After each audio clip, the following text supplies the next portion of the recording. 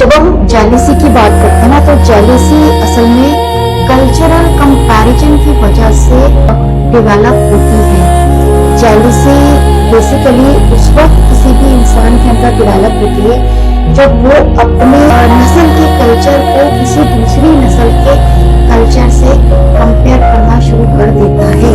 तो ऐसा है। अब हम देखेंगे कि ये कल्चर असल में है क्या चीज। कल्चर सकाफत रहन सहन, तौर तरीके, आदत और सोचने का नजरिया, ये सारी चीजें सकाफत के अंदर आती है, यानी कि कल्चर के अंदर आती है। कल्चर्स में बड़ी वेरिएशन है। हर मोहल्ले का एक कल्चर होता है, हर घर का एक कल्चर होता है। एक घर के अंदर सब कल्चर्स भी पाए जाते हैं। वो किस तरह से, ये मैं आपको आगे जाके बताती हूँ। हर माहौल का एक कल्चर होता है, हर जबान का एक कल्चर होता है, हर शख्स के अपने मिजाज का भी एक कल्चर होता है, हर जगह का एक कल्चर है। अब ये हम कल्चर की वेरिएशंस देखेंगे, किस तरह से वेरिएशंस हो रहे हैं। हम यहाँ से स्टार्ट करते हैं। ये बहुत आसान सी एग्जांपल मैं आपको दे रही हूँ, यहाँ पे हर किसी को इजीली समझ में आएगी। जब हम एक खानदान की बात करते हैं, खानदान नस्लों का मजमुआ होता है। हसद की इंटेंसिटी जब बढ़ जाती है, जेलिसी जब बढ़ने लगती है, तो वो एक तरह की नफ्सियाती बीमारी में कन्वर्ट हो जाती है, वो डिसऑर्डर बन जाती है।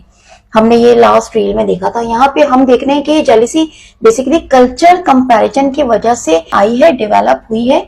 तो ये कल्चर्स क्या चीज होते हैं।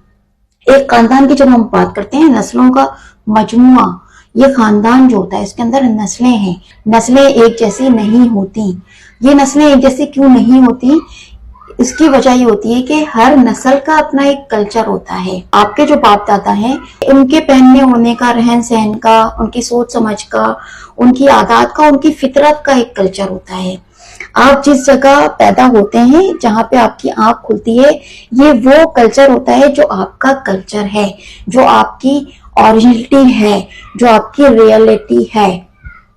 क्योंकि ये आपके फोर फादर से आपको मिला होता है। यही वो चीजें होती हैं जो आपकी पर्सनालिटी के अंदर डेवलप होती हैं। और जैसे जैसे आप बड़े होते हैं, आप उस माहौल में ग्रो अप करते हैं, वो सारी चीजें आपकी पर्सनालिटी में डेवलप होती हैं, तो आपकी पर्सनालिटी बनती है। आप यंग हो जाते हैं, सोशल लाइफ स्टार्ट होती है। आप अब सोशल लाइफ में जहां जाते हैं, जहां रहते हैं, जिनसे मिलते हैं, आप कोई बिजनेस करते हैं या आप कोई जॉब करते हैं, आप किसी प्रोफेशन में होते हैं, तो वहां से अब सब कल्चर्स मिलना शुरू हो जाते हैं।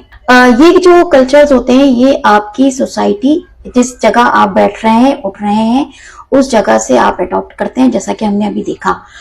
अब देखा ये गया है कि इन कल्चर्स में इतनी ज्यादा वेरिएशंस है कि एक घर के अंदर अगर 4 बहन भाई हैं, तो इन चारों बहन भाइयों के आपस के कल्चर जो होंगे वो बिल्कुल डिफरेंट होंगे। जब वो यंग हो जाते हैं, वो अपनी प्रोफेशनल लाइफ के अंदर जाते हैं, तो उनके रास्ते अलग हो जाते हैं। अब उनको कल्चर्स वहां से मिलना शुरू होते हैं, जिस जगह पे वो उठते हैं, बैठते हैं, जो उनकी गैदरिंग होती है, जहाँ पे वो वर्क करते हैं, जो भी उनकी आइडेंटिटी होती है, जो भी उनके सर्किल होते हैं, उनके आसपास के लोग होते हैं, वो वहां से उनको वो कल्चर मिला होता है। तो ये कल्चर अब वो जिस जगह जा रहे हैं वहां से उनको मिला है। ठीक है, तो अब वो देखना पड़ेगा कि वो किस जगह, वो कौन सा एरिया है, वो कौन सा मोहल्ला है जहाँ पे वो, क्योंकि हर मोहल्ले का एक कल्चर होता है। जो एक गली होती है, जो तंग गलियों में गलियों के कल्चर होते हैं, वो अलग होते हैं। किसी पॉश इलाके में इलाके का कल्चर डिफरेंट होता है।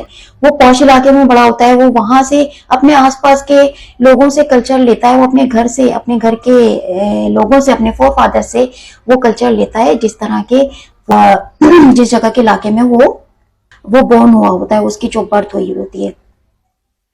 अब एक ही घर में इतने सारे कल्चर्स देख लिए आपने, हमने इतनी वेरिएशंस देख ली। अब अगर हम खानदान की बात करते हैं, तो खानदान के अंदर तो इससे भी ज्यादा वेरिएशंस हैं। क्यों कि एक खानदान के अंदर नस्लें हैं, वो सारी नस्लें एक जैसे कल्चर थोड़ी रख सकती हैं। वो सारी नस्लों के कल्चर अलग हैं।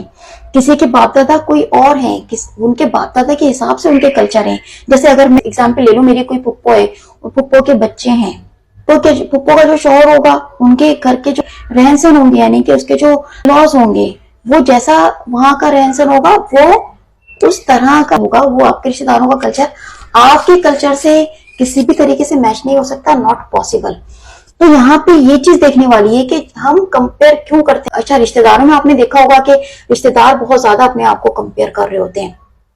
आपसे, अपने आप को एक दूसरे से। ये जहालत की वजह से होता है, क्योंकि वो जहालत का शिकार होते हैं, क्योंकि उनके अंदर अवेयरनेस नहीं होती, वो दिमाग से तालीम याफ्ता नहीं है। एक डिग्री वाली तालीम जो होती है ना, एजुकेशन होती है, अगर वो आपके दिमाग को क्लियर नहीं कर रही है तो वो उस डिग्री का कोई फायदा नहीं है।